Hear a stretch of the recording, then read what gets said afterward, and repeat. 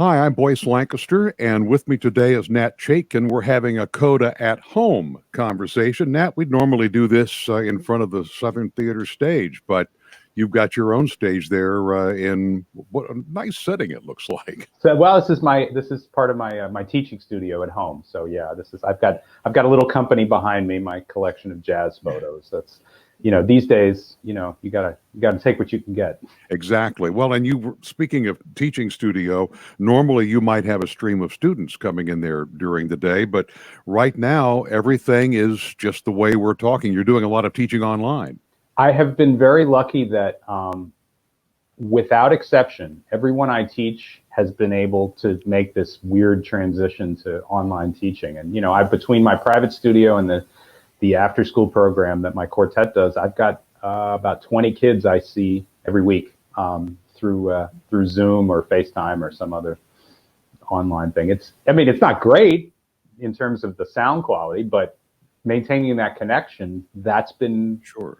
And some of the kids are what's interesting too is a couple of my students have actually really stepped it up in terms of their practicing, probably because they have lots more free time.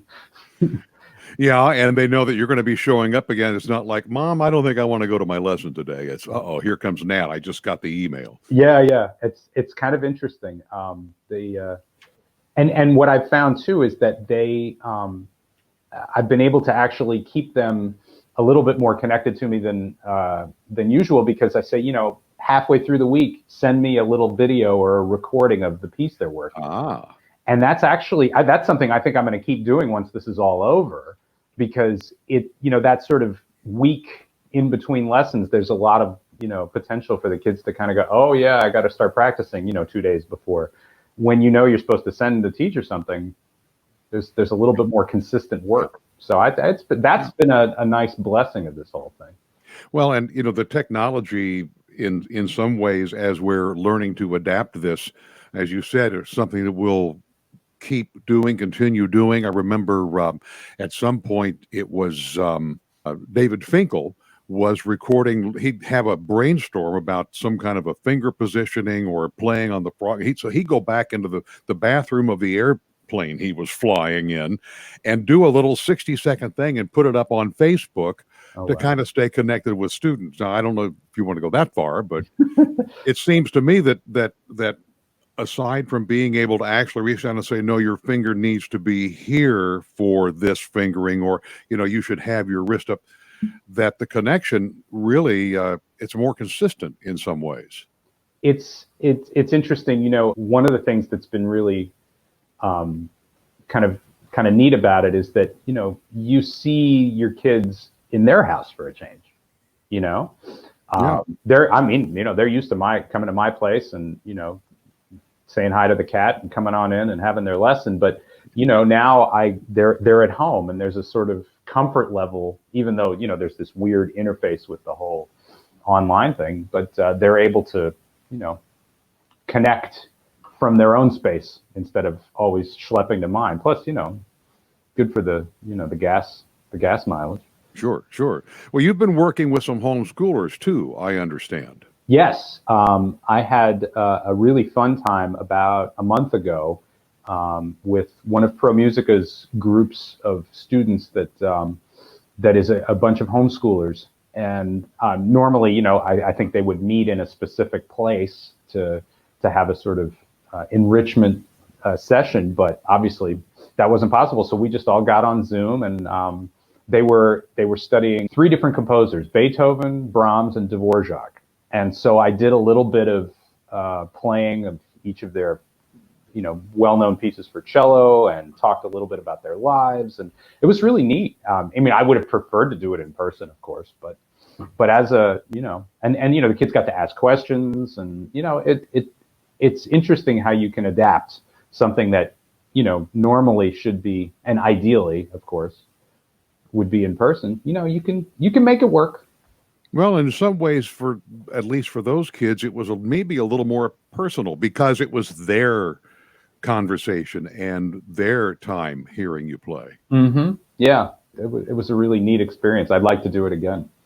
And the other thing you do that gets music into the community beyond playing with ProMusica and your teaching is the Bach and Boombox thing, which again, a live audience is key in trying to get some visceral interest in this music as well as just hearing it. How's that changed for you in this time? Well, I haven't really been able to do the program such as, as you describe it, because it's just, online, that would be, logistically kind of hard with all the audio stuff that I use that comes from another source, plus there's copyright stuff I got to watch out for. When I'm playing my James Brown records, it has to be live. I can't be recording it. Otherwise ASCAP will come after me. So, but what I continue to do is I do these short videos. I'm making my way slowly through the Bach cello suites, one movement at a time, and I'm about to finish the fourth. So I'm just about 2/3 of the way. And it was funny, I just put one up yesterday on the bourrées from the fourth suite. And it's, as usual, Bach taking something small and building this beautiful little world out of it. And to me, it's all about conversations. And so, I was able to do that, just sitting here and play a little bit of this piece where he gets this wonderful conversation going just using little scale patterns.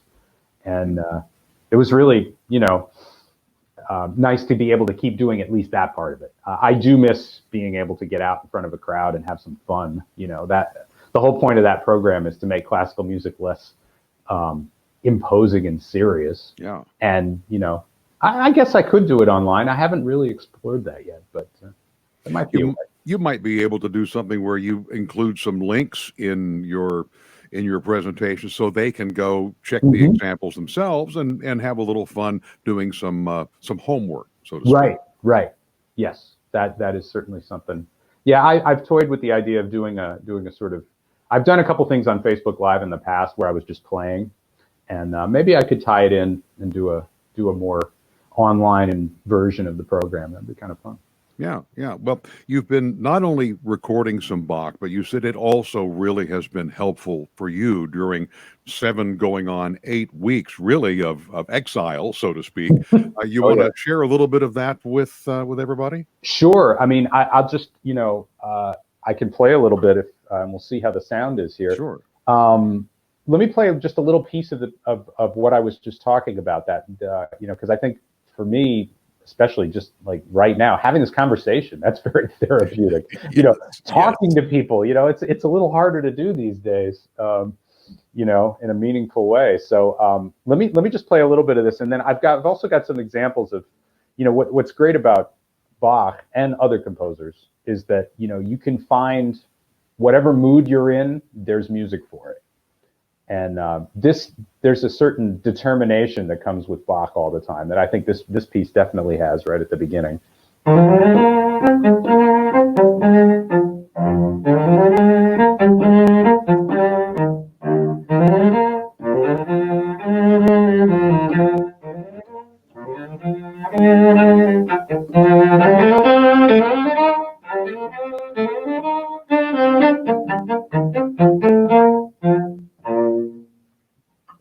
I see what you mean about the conversation. Yeah. Yeah, that little ba-da-da-da-dum thing. He, as usual, when Bach got a hold of an idea, he was like a dog with a bone. He would not stop. And that thing, I counted actually it takes about a minute and change to play that movement without a repeat in it. And there's 40 plus versions of that little scale. Wow. Look, the man got his money's worth. He was he did, and so did the students, and obviously the audience. Well, yeah, you know what's going on with him right away, and so there's this cheerfulness to that movement, this relentless happiness to it that I really like. But in the middle, because it's this is one of these movements with pairs of dances. So the second one, like always, he has a completely different take on what's going on, and he has this very different kind of conversation, which goes like this.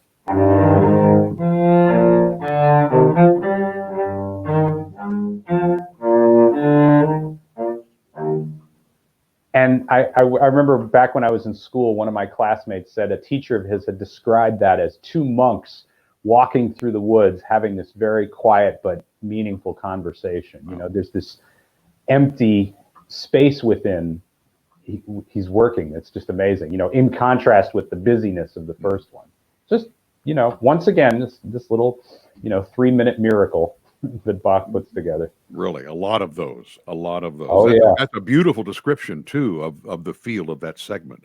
Yeah, it's remarkable. You know, the more you study these pieces, the more, you know, I mean, of course, everybody talks about Bach as this, which he was, you know, without, in my mind, no, you can't think of a musician who ever had more ability than Bach, you know, just, but there's a humanity to it that's just, the more you spend time with this music, the more of that you get, you know. It's just someone who knew, you know, every aspect of, you know, being a human being. You know, he had great joy in his life. He also had a lot of pain, you know, it was everything. And it's all in there, even in the pieces that aren't about anything, like the cello suites. It's just, it comes out very naturally for him. We've talked about a number of things that you've adapted during this time. Is there any one thing that you have discovered or started to feel that could be called a silver lining in all of this? What we talked about earlier with my students being able to connect in different ways and seeing some of them having more time to really develop their, you know, their skills and their interest in what they're doing. That's certainly one thing. I think, though, that, you know,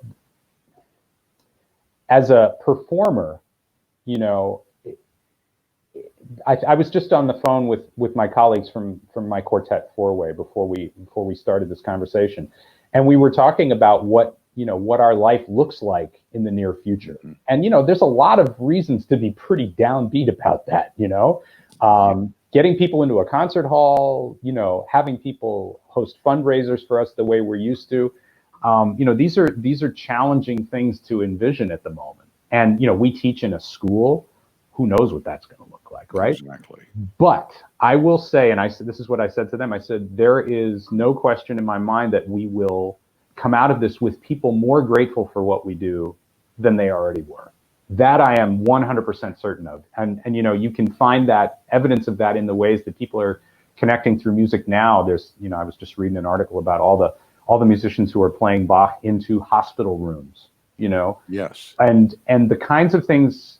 And, you know, this orchestra, you know, we're gonna have some challenges in the short term, but there's no question in my mind that when it is appropriate, that people will be not only looking for a return to normal, they're going to want more of what it is we provide. You know, that because what we lack right now, in my mind, I mean, what I certainly, you know, speaking for myself, I lack that sense of connection with people. Yes. That I'm used to when I go to work at the Southern Theater or anywhere else. And I'm sure the audience feels the same way. And, you know, that's why people come, you know, that sense of, you know, that moment in a piece when everybody is, you know, together through what's being done on stage and the audience being there. That, you know, I miss that terribly, but I also know that it will be even more important when we're done with this whole thing. That shared experience is so important. And Joni Mitchell summed it up real well many years ago. She said, "You don't know what you got till it's gone." Amen. There you go. Yeah. Nat Chaitkin, thank you so much for your time and for what you do in Cincinnati and, of course, up here in Columbus at the Southern with ProMusica. And I enjoyed our chat. Me too, Boyce. Thanks so much. Thank you.